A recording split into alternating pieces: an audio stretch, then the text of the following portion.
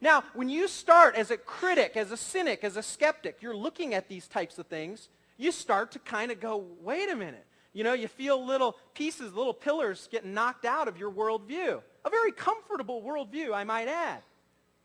I looked at these subsystems inherent in us, right? Our organs. We talked about the eye. Think about any organ.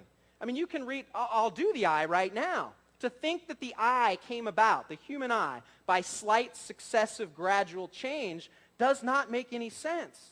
I've got the eyeball, which is 40 separate parts, the iris, the cornea, the lens, the pupil, the iris, I don't know how many I just said, but there's 40 of them, connected to the optic nerve, which is all the gushy, you know, sinewy, capillary, muscly stuff that attaches to the visual cortex of the brain, the frontal lobe of the brain.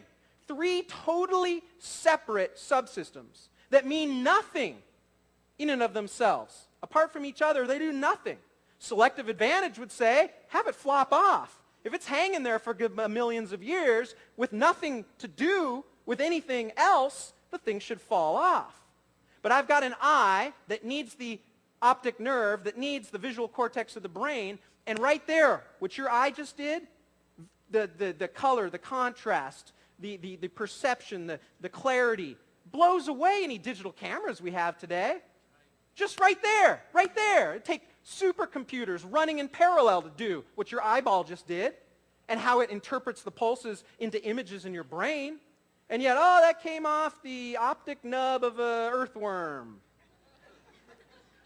Again, we still have optic nubs on earthworms, by the way. Secondarily, why would we develop those separate, unique, powerful subsystems in and of themselves without them all fully functioning and together at the end? Now, when you're looking at all of this stuff as, again, as not somebody out to justify your faith in anything, just exploring your world, you have these little aha moments in your life, right? These little wake-up calls in your life. Then I started looking at, wait a minute, why am I even asking these questions? Why do I even care to think about this stuff? What is rational thought, conscience, self? Oh, artificial intelligence, computers. Our brains are merely matter acting on matter, firing synapses. There is nothing else. Wait a minute. Is there? Matter acting on matter, firing synapses? Would a computer ever ask, why am I here? Would a computer ever ask, where am I going when I fry out? Does a computer ask, who am I? I don't think artificial intelligence will ever get to be the human mind. How can it? Thoughts of religion, thoughts of God. Why would this stuff all make sense in a world of just rational monistic thought? What I mean by monistic is, mainstream science today says it's just a brain. There's no mind. There's no something else. There's no soul. Have you seen these studies with brain surgeons? When you do brain surgery, right, your patient's awake because there's no feeling in the brain, and you can interact with the lobes of the brain, and you can do things so that you know you're hitting the right spots in the brain. And you see these reports of these neurosurgeons that are sitting there, and you got somebody on and they're talking to them, and they're doing different things, and they can actually put a clamp on a part of the brain where they just start going like this. You know, right?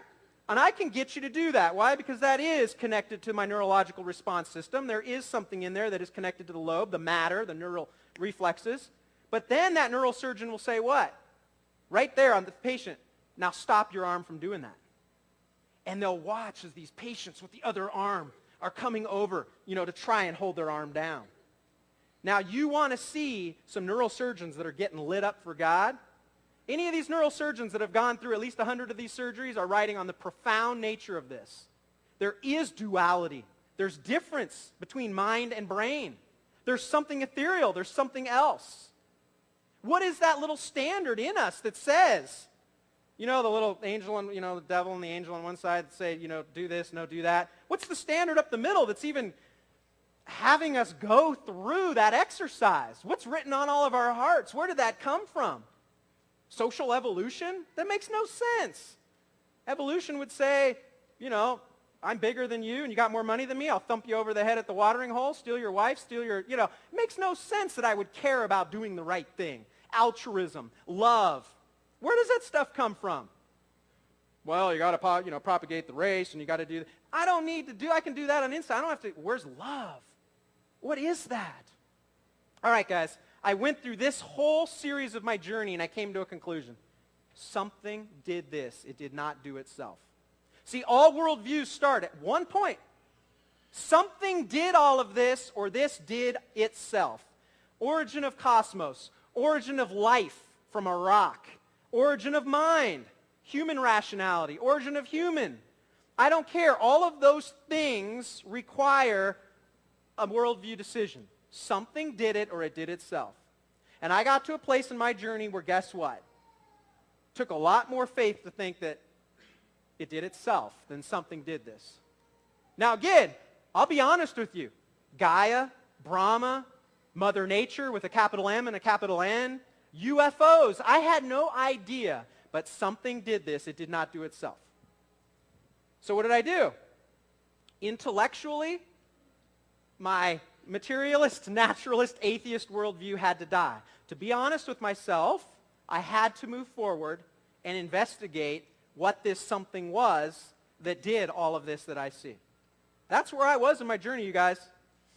So what have the thinkers of the last 5,000 years done with this question? Surely they've looked at it. This is where I was. I started reading the history books and the philosophy books. I read about the ancient civilizations, the ancient cultures. And guess what? I started reading the so-called holy books. I was reading everything.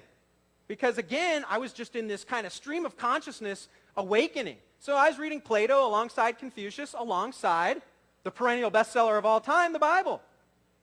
My ego said, gosh, I've never read the perennial bestseller of all time cover to cover.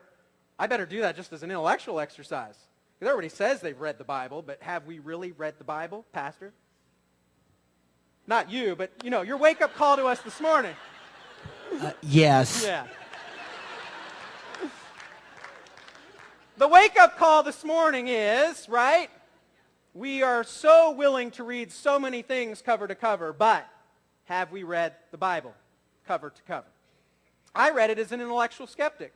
Now, the crazy first thing that I discovered was, this isn't some holy book. It's not some moral guide for living. I thought it was just some book. No, it's 66 separate ancient texts written by 40 different authors over about 1,500 years. I had no clue. Nobody told me that. I thought it was just some book to keep you in line, Nobody told me there was history. The people, the places, the events, the treaties, the foreign intrigue, the wars.